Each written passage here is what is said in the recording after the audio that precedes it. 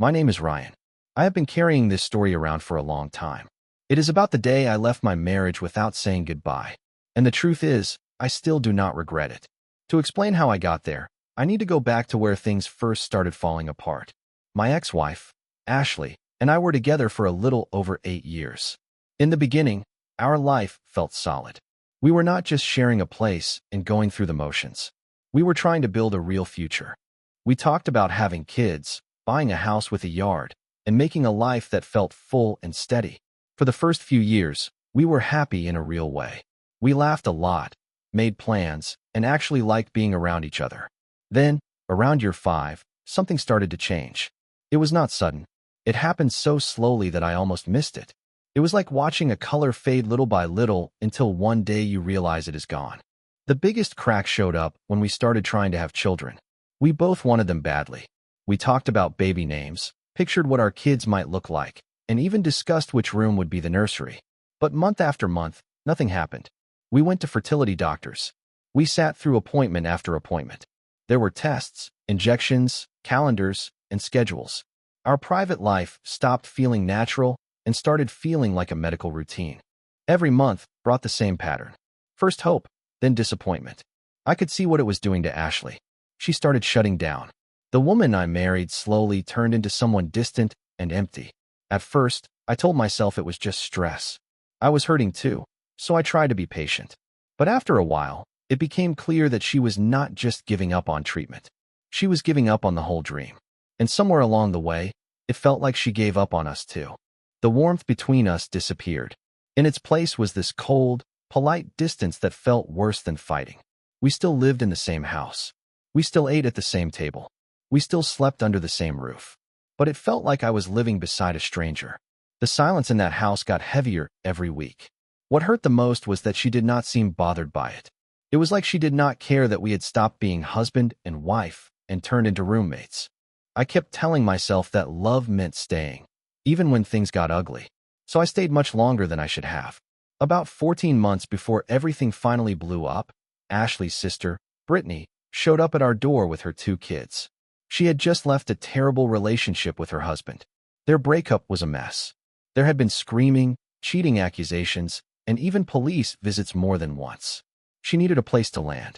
Ashley asked if Brittany and the kids could stay with us for a few days until she figured things out. I said yes right away. It felt like the decent thing to do. The kids had already been through enough. So they moved in with a couple of suitcases, and I assumed it would be temporary. It was not. A few days turned into a week. A week turned into 2. Then a month passed. Brittany never talked seriously about getting a job, finding her own place, or going back home. She just got comfortable. Her things filled the guest room. Her kids' toys spread across the house. Their clothes got mixed into our laundry. The living room started looking like a playroom. At first, I kept quiet. I knew she was going through a hard time. But 1 month turned into 2, then 3, and before long it felt like I had another whole family living in my house. The worst part was that nobody seemed to think that was a problem except me. Brittany was loud, rude, and always ready with some smart remark. Her kids had no structure at all. No rules, no respect for space, no boundaries. Every day brought some new kind of chaos. I would come home from work worn out, hoping for a little peace, and instead I would walk straight into noise, mess, and tension. Before long, Ashley and I were arguing all the time. We did not really talk anymore. We just fought. And every single time, Ashley took her sister's side. It did not matter how out of line Brittany was. It did not matter how disrespectful she acted toward me in my own home. Ashley always defended her. I would try to explain my concerns calmly, and she would shut me down before I could even finish. She would say things like, "She is my only sister," or, "You cannot expect me to throw her out over one little thing." That was when I really started to understand where I stood. My feelings did not matter to her anymore. My frustration meant nothing. One moment still sticks with me. Brittany was mocking me right in front of everyone, making little jokes at my expense. I expected Ashley to stop it. Instead, she joined in. She smiled and said, "Oh, leave him alone. He is just too sensitive." Then the 2 of them laughed together. I stood there feeling humiliated in my own house. Things got so bad that I was not even sleeping in my own bed anymore. Ashley would let Brittany and the kids take over our room, and I would end up sleeping somewhere else. It felt like I was the one staying there on borrowed time. A lot of people would probably ask why I did not just leave then. I asked myself the same thing more than once. But to me, it was not that simple. I believed a lot of Ashley's behavior came from the pain of not being able to have children. I thought that loss had broken something inside her, and I kept hoping that if I stayed, maybe we could still find our way back. So I held on longer than I should have. But eventually I hit a point where love was not enough anymore. I felt invisible. I felt unwanted. I felt like I was disappearing inside my own life. That was when I met quietly with a divorce lawyer. I told him everything. A few weeks later, the paperwork was ready. Still, I could not bring myself to hand it to Ashley. It was not because I thought she would change. Deep down, I knew better. It was because some weak part of me still wanted one last sign that she saw me, that the man she once loved was still there. While I put it off, life at home kept getting worse. So I started preparing in secret. I packed the things that mattered most little by little. Important papers, clothes, personal items, anything I knew I could not leave behind. I put them in old cardboard boxes and labeled them in a vague way so nobody would get suspicious. Then I rented a storage unit on the edge of town and paid in cash. I moved the boxes there a few at a time so it would not stand out. I opened a new bank account using a slight variation of my name. I bought a prepaid phone. I even looked into other towns where I could start over, somewhere quieter, somewhere I could disappear and rebuild. I planned everything carefully. If my marriage ended, I was not just going to leave. I was going to vanish. And still I waited. Because despite all of it, the hurt, the anger, the loneliness, some part of me still loved her. Or maybe I loved the memory of the woman she used to be. Then one Saturday afternoon, I went out for a few hours to clear my head. When I came back, I saw cars lined up along the street in front of the house. More than usual. Before I even stepped out of my car, I could hear laughing, yelling, and children screaming. I walked inside and followed the noise to the backyard. There was a full family barbecue going on. Kids were running around holding juice boxes. Somebody was at the grill flipping burgers. Music was playing. Drinks were set out on the patio table. Paper plates were stacked with food. It looked like one of those cheerful family get-togethers you see in advertisements. Only I had no idea it was happening. Nobody had told me a thing. I stood there for a second, looking at all of it, feeling like I had walked into a stranger's party at my own house. I kept my expression calm and spotted Ashley near the patio, laughing with her parents. Before I could say anything, one of Ashley's aunts waved me over and asked me to help carry a tray. I had always gotten along pretty well with her extended family. To be honest, I had been getting along with them better than I had been getting along with Ashley for a long time. So I put on a smile and helped out. While I was handing the tray off, another relative looked at me funny and asked where I had been all day. She said they had been there for hours and asked if I knew they were coming. That was the moment it really landed. I had been left out of a gathering at my own house on purpose. Before I could answer, Brittany cut in loud enough for everybody to hear. She said, "You know, if Ryan disappeared tomorrow, I do not think anybody would even notice." The whole group laughed. Then she added, "I did not even realize he was gone until just now." Everybody thought it was funny. Maybe it was supposed to be a joke. It did not feel like one to me. So I lifted my hot dog like I was making a toast, gave them a small smile, and said, "All right then, let us see." The laughter faded fast after that. A few people looked at me like they thought I was playing along. I was not. That was the exact second I made up my mind for good. I was done being invisible in my own life. By the time the barbecue ended and most people had gone home, the house still felt noisy and restless.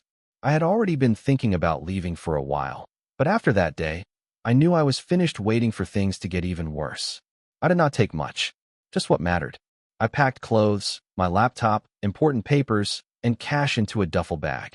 Then I put a signed copy of the divorce papers in the middle of the kitchen counter where Ashley would see them the next morning. On top, I left a yellow note that said, "Do you see me now?" Then I walked out, locked the door behind me, got into my car, and drove away. That same night, I erased every social media account tied to my name. Instagram, Facebook, LinkedIn, all of it. Gone. I took out the prepaid phone I had bought, switched the subscriber identity module card, and threw my old one into a storm drain at a gas station 2 towns away. I did not want to be found. Not by Ashley. Not by anybody. I could not keep tearing myself apart by staying in that life. I drove to a small cabin I had found on some obscure classified listing. It belonged to a retired man who did not ask questions, which suited me just fine. I paid 3 months of rent up front in cash. The place sat deep enough in the woods to feel hidden, but it was still close enough to a small town that I could buy groceries and whatever else I needed. I made a little money doing freelance work online. Nothing impressive, but enough to pay for food, power, and the few basics I let myself have. After a while, the days started running together in the best way. There was no schedule, no pressure, no one expecting anything from me. I woke up to birds instead of alarms. Weeks turned into months. My beard got thick, and I stopped caring what I looked like. I ate better. I slept harder. My head felt clearer than it had in years. And not once did I check on Ashley. I had finally understood something simple. That part of my life was over. Nothing good comes from reopening an old wound just to see whether it still hurts. About 8 months after I left, I logged into one of my old email accounts. I was looking for a personal file I had backed up years earlier, and I had not opened that account since before I disappeared. I was not expecting anything important. Then the inbox loaded. There were dozens of emails from Ashley. At first, I just stared at the screen. Part of me wanted to delete every one of them without opening a single message. I hovered over the delete button more than once. But in the end, curiosity won. The earliest emails were full of anger. She demanded to know where I was. She called me selfish, cowardly, and cruel. She said I had abandoned her and had no right to vanish like that. She wrote that she would find me and drag me into court if she had to. Her words were sharp. But as I kept reading in order, I saw the tone start to change. The anger began to fade. The questions were still there, but now they sounded uncertain. Careful. Almost like she was finally hearing herself in the silence I had left behind. The newer messages hit me differently. One of them said the bank had started warning her about missed payments and that the house might go into foreclosure. She admitted she was working 2 jobs to try to keep up. She said she had finally made Brittany and the kids leave because they had not been helping with anything. For the first time, it sounded like she understood what I had been trying to tell her for years. In one message, she wrote, "I understand it now. I see why you pulled away. I just wish I had not been so blind." In another, she said, "I want you to come home, not because I need help, but because I miss you. I finally see how much you were carrying." Then I opened the one that really hit me. She wrote, "I was foolish, and I took you for granted. I thought you would always stay, no matter how badly I treated you. I still have not signed the divorce papers. I keep hoping you will walk back through the door one day." I sat there for a long time after reading that. I will be honest. I felt something. My chest hurt reading those words. I recognized that version of her. The one who could love deeply. The one who once wanted to build a real life with me. Maybe that part of her had finally pushed through all the pain and noise. But sometimes feelings are not enough. I had learned that the hard way. For years, I stayed in that house telling myself love would fix it. I told myself time would heal everything. But sitting there, reading those emails, I knew I could not just step back into that life like nothing had happened. Too much had broken. Too much damage had already been done. By then, it had been exactly 1 year since I vanished. A full year of staying off the grid, cutting ties, and breathing easier than I had in a very long time. I only went into town every couple of weeks for supplies. On one of those trips, I stopped at a small coffee shop I had started to like. It was quiet, tucked near the edge of town. I ordered the usual and stood waiting for my drink when I heard somebody say my name. At first, I ignored it. I thought maybe I had heard wrong. Then I heard it again, more clearly this time. I turned around and saw Tyler, an old mutual friend from back when I still lived that other life. His eyes got wide like he had seen a ghost, and in a way, maybe he had. We made a little awkward conversation. I kept it short. I did not tell him where I was living or what I was doing. I gave him nothing useful. Less than a week later, someone knocked on the cabin door. I was not expecting anybody, so I looked through the curtain first. Ashley was standing on my porch. For a second, I just stood there, frozen. Then I opened the door slowly and kept my face blank. "What do you want?" I asked. She did not answer right away. She just broke down crying right there in front of me. She kept saying she was sorry. She said she had not understood how bad things had gotten. She said she wished she had listened to me and seen it sooner. I did not cut her off. I let her say everything she needed to say. When she was done, I stepped outside, looked her in the eye, and told her the truth. "I will come back," I said, "but only to finish this the right way. I will sign whatever needs to be signed. We will handle it like adults." But I cannot be your husband again. Not after everything that happened. Not after what your sister put me through. Not after you stood there and let it all happen." She did not argue. She did not try to change my mind. There was no fight left in her. She just nodded slowly like she already knew. She wiped her face and tried to smile, but she could not quite do it. Then she turned and left. When I look back now, the strange thing is how often people do not understand what they have until it is gone. That is one of the hardest lessons life teaches. It was a lesson I ended up living through myself. For years, I stayed in a marriage that was falling apart because I thought love would be enough to hold it together. But what nobody tells you is that love cannot survive when only one person is still trying and the other person has already checked out in their heart. I put up with constant disrespect, cheap shots, and the chaos that came from Brittany and her kids taking over my home. I stayed because I loved Ashley. But somewhere in the middle of all that, I stopped maturing in my own life. The strange part is that none of it really made sense to her until I was gone. Only after I disappeared did she finally understand what I had been trying to say all along. Maybe that is how it works for some people. Maybe they only see the value of something once it is no longer there. So if you are hearing this and you are in a situation where people treat your presence like it does not matter, I hope my story gives you something to think about. Do not wait until you are completely worn down just to prove you were carrying everything. And if you are the one pushing somebody away, ask yourself why it takes losing them for you to finally see what they meant. I really wanted to hear what people thought about all of this.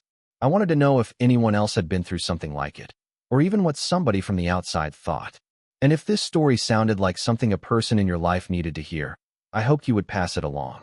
You never know who is sitting quietly with a bag half packed, waiting for one more reason to leave.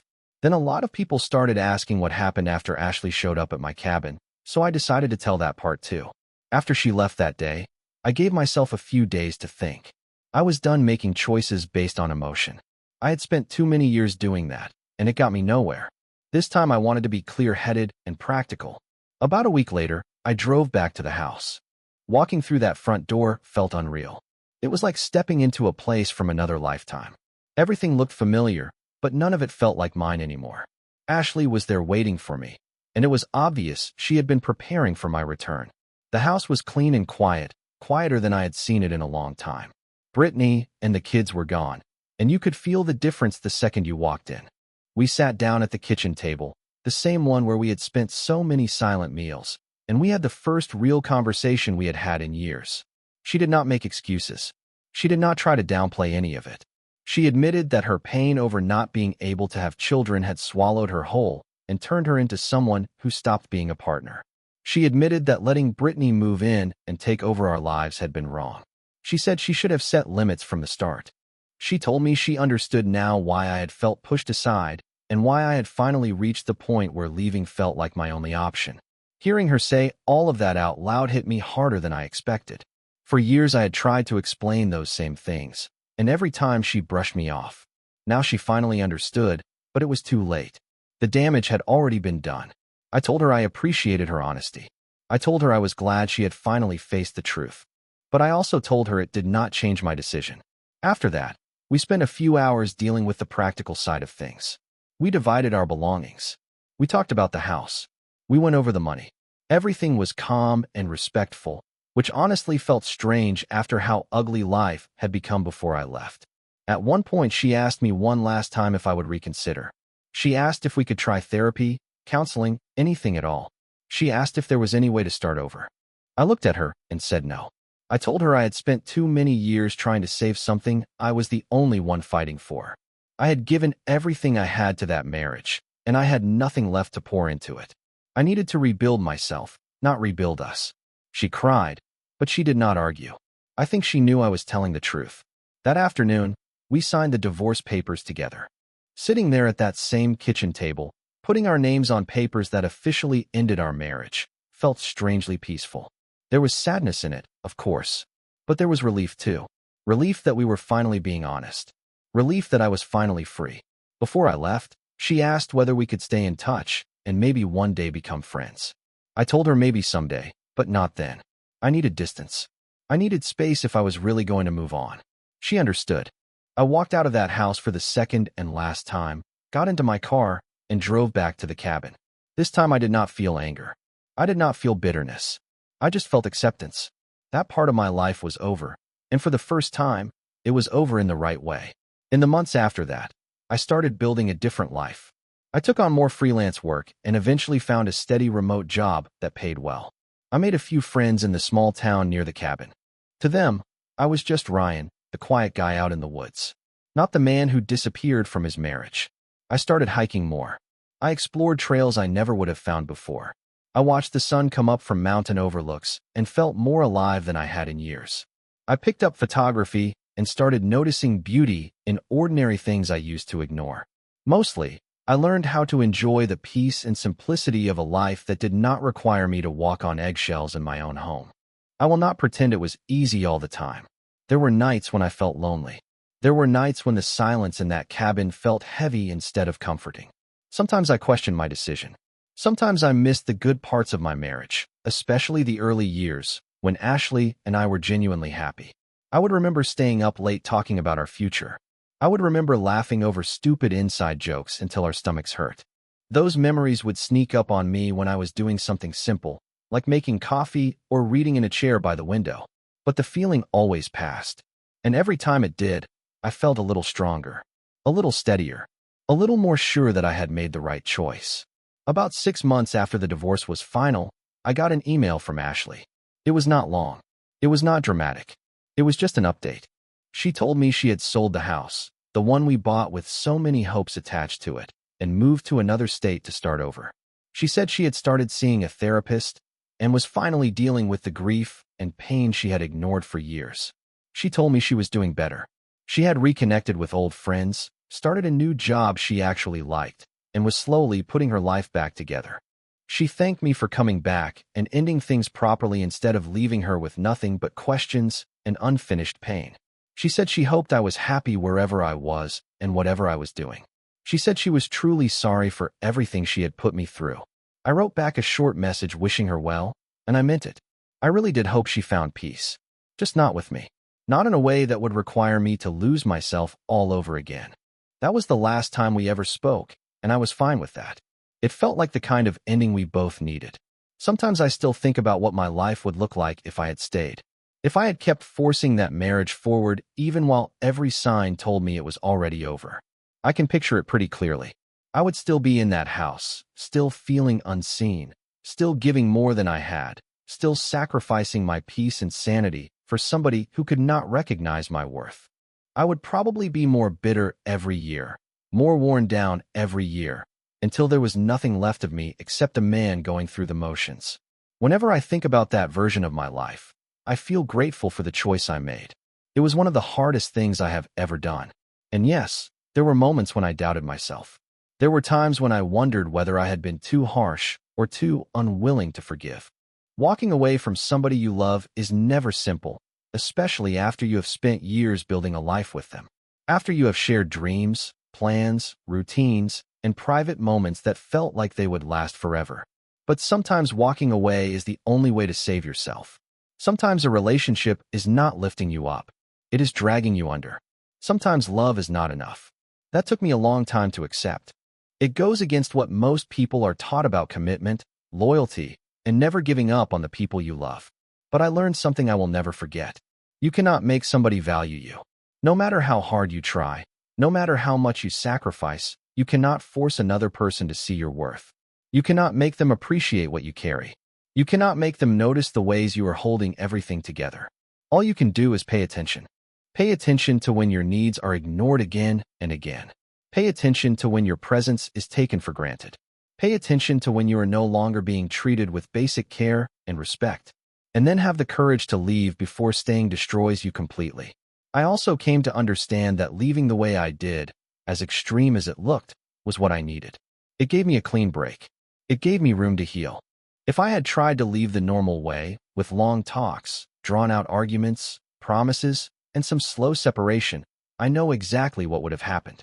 I would have gotten pulled right back in. Ashley would have sworn things were going to change. And I probably would have believed her, because part of me would have wanted to. We would have slipped right back into the same habits, the same excuses, the same pain. Nothing would have truly gotten better. By disappearing completely, I forced both of us to face the truth without the comfort of old routines to hide behind. These days, I am in a much better place mentally and emotionally than I had been in for years.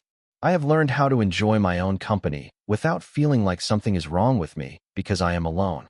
I have learned to put my own needs first without feeling guilty, without hearing that old voice in my head telling me I am selfish for doing it. I learned that being alone is far better than being with somebody who makes you feel alone.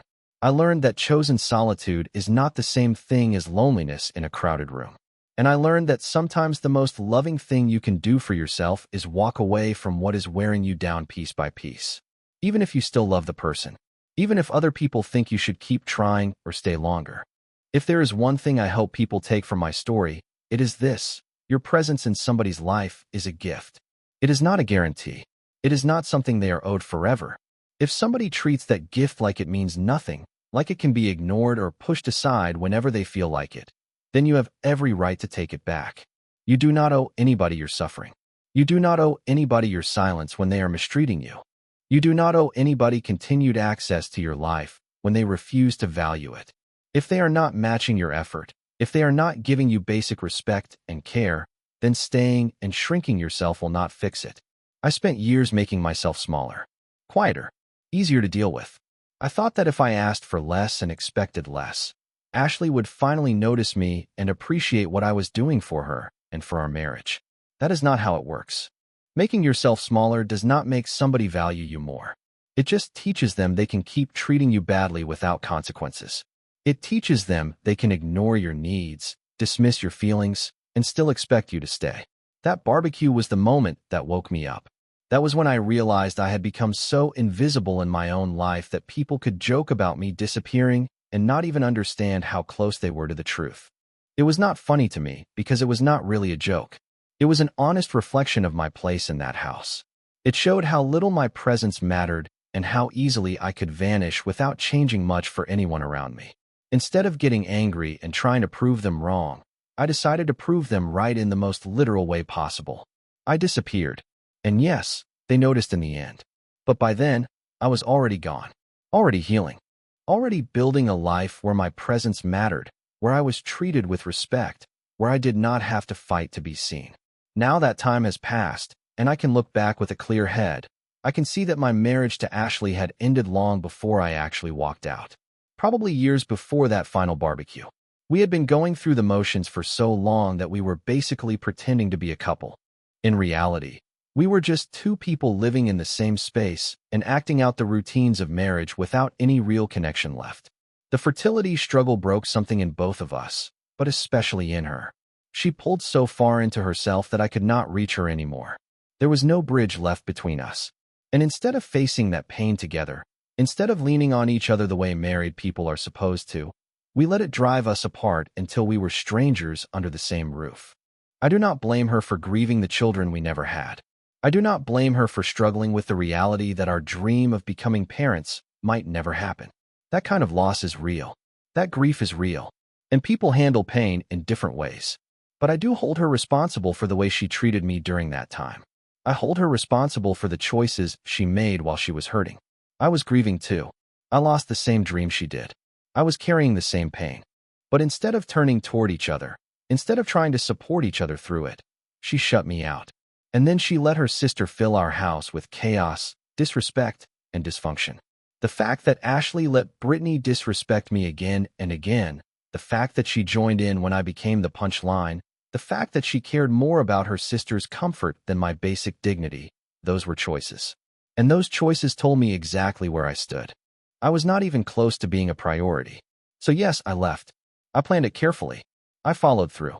And I do not regret it. Some people might say I should have tried harder. They might say I should have pushed more for counseling, given her more time, offered more chances. But those people were not living my life. They were not the ones walking into that chaos every day after work. They were not the ones sleeping on the couch in their own home because their wife gave their bed away. They were not the ones being humiliated at family gatherings while their spouse laughed with everybody else. I gave that marriage everything I had. I stayed much longer than most people would have. I tried to be patient, kind, and understanding. And in return, I was treated like I did not exist. So in the end, I made myself truly invisible, and it turned out to be the best decision I ever made. Now I live a life that belongs to me. I live it on my terms. I am not constantly giving up my peace for somebody who could not even see me clearly. I wake up when I want. I work on things I care about. I spend time outside. I breathe easier. I exist without the weight of somebody else's chaos, expectations, and disappointments crushing me every day. It is peaceful in a way I had honestly forgotten was possible. And yes, Ashley did eventually understand what she lost. She eventually realized I had been the one holding things together while she was falling apart. She eventually understood that her sister was toxic and that she should have protected me instead of allowing the disrespect. But by the time she figured all that out, it was already too late. You cannot undo years of neglect. You cannot take back all the cruel moments. You cannot erase everything with a few sorry emails and a changed attitude. I am glad she learned from it. I am glad she worked on herself. I am glad she tried to become better. But that does not mean I owe her another chance. A lot of people do not seem to understand that part. Just because someone apologizes and changes does not mean you have to take them back. Sometimes the damage goes too deep. Sometimes you have moved too far forward.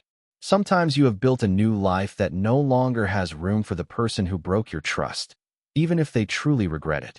Forgiveness does not always mean reconciliation. I can forgive Ashley for the way she treated me and still keep the boundary that we are not getting back together. Those two things can exist at the same time. So that is my story. That is how I went from being a man trapped in a marriage that was dying to a man living quietly in a cabin in the woods. That is how I learned that sometimes the boldest act of self-respect is simply removing yourself from the thing that is slowly tearing you apart. That is how I discovered that being alone is much better than being with somebody who makes you feel worthless. And if you are in a situation like that, if you feel invisible in your own life, if you keep sacrificing your happiness for somebody who does not appreciate it, then I want you to hear this clearly. You deserve better. You deserve to be seen. You deserve to be valued and respected. You deserve to be with somebody who treats your presence like the gift it is. And if the person you are with cannot do that, then maybe it is time to ask yourself whether staying is really worth the cost. Do not wait until you are completely broken. Do not wait until you barely recognize yourself. Do not wait for one more insult, one more dismissal, one more moment that proves how little you matter there. Start making your plans. Start protecting yourself. Start putting your own well-being first. And when the time comes, find the courage to leave. It will not be easy. It may be one of the hardest things you ever do. But on the other side of that choice is a version of you that you may have forgotten. A version that is whole. A version that is calm. A version that is free. A version that remembers what it feels like to matter. That version is still there. You just have to be brave enough to go find him. Thank you for listening to my story. I hope it reaches somebody who truly needs it.